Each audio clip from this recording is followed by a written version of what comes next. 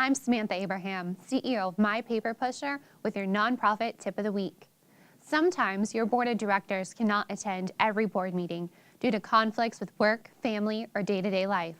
Take advantage of the free resources available to you and your organization for board meetings, such as a conference call line. When hosting your conference call, there are 3 important tips to ensure that the call goes smoothly. First, encourage board members and guests to mute their phones when they are not speaking. By muting their phones, the background noise will be reduced and avoid unnecessary distractions throughout the meeting. Second, ensure that everyone involved in the call is using a landline phone. Cell phones easily drop calls, which can create a disturbance during the meeting if individuals have to call back in. And last, during the actual board meeting, place the landline phone in a central location of the room. This will allow all members to be heard clearly by the individuals on the other end of the conference call. Using these tips will allow all of your board members to participate in an efficiently run board meeting. I'm Samantha Abraham with My Paper Pusher, where you can consider it done. I'm Samantha Abraham, CEO of My Paper Pusher, with your financial tip of the week. Why should you keep good records and books for your organization? Good record keeping does more than satisfy the requirements to keep your IRS tax-exempt status. It provides the data needed to evaluate your mission activities and determine if the desired results are being achieved or what needs to be improved to deepen your organizational impact.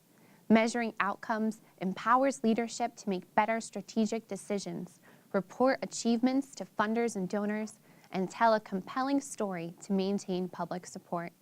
Superb books and records also sustain organizations by tracking from where their funds come so that the organization can keep current donors and find new ones while also generating the data to monitor budgets, prepare financial statements and tax returns, and substantiate any unrelated business income and expenses.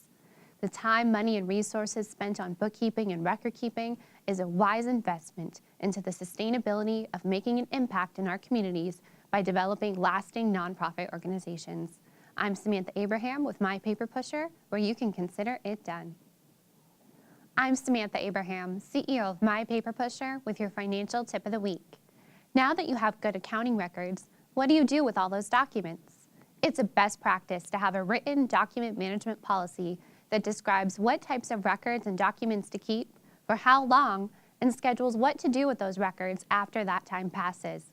On the Form 990, the IRS asks whether an organization has a document management policy, and in its instructions, it describes it as a document retention and destruction policy identifies the record retention responsibilities of staff, volunteers, board members, and outsiders for maintaining and documenting the storage and destruction of an organization's documents and records. Adopting a document management policy is a key governance step that will serve as a protection for the organization, its staff, and its board. It's a worthwhile investment of time and resources to craft a policy that will effectively apply to an organization's specific record-keeping requirements. Remember that electronic documents are equally governed by these adopted policies, and email messages count as documents too. I'm Samantha Abraham with My Paper Pusher, where you can consider it done. I'm Samantha Abraham, CEO of My Paper Pusher, with your nonprofit tip of the week. Every board meeting needs to have board minutes, and these meeting minutes are an important way to log motions, agendas, and decisions made throughout the life of a nonprofit organization. Make documenting board meeting minutes easier with these 3 ideas. First, have a board member bring a tape recorder to every meeting. Place the recorder in a central location to capture all the conversations had throughout the meeting. Second, if your nonprofit organization uses a conference call line, use the recording feature to record the meeting, which will also clearly capture the board members who needed to call in and speak. Third, even with having a recording of the meeting, it is still important to take physical notes. Ensure that your secretary takes notes to assist with producing the final board meeting minutes. Remember, good minutes are important for effective organizational management, and implementing these 3 techniques will avoid potential confusion, problems, or conflicts. I'm Samantha Abraham with My Paper Pusher, where you can consider it done.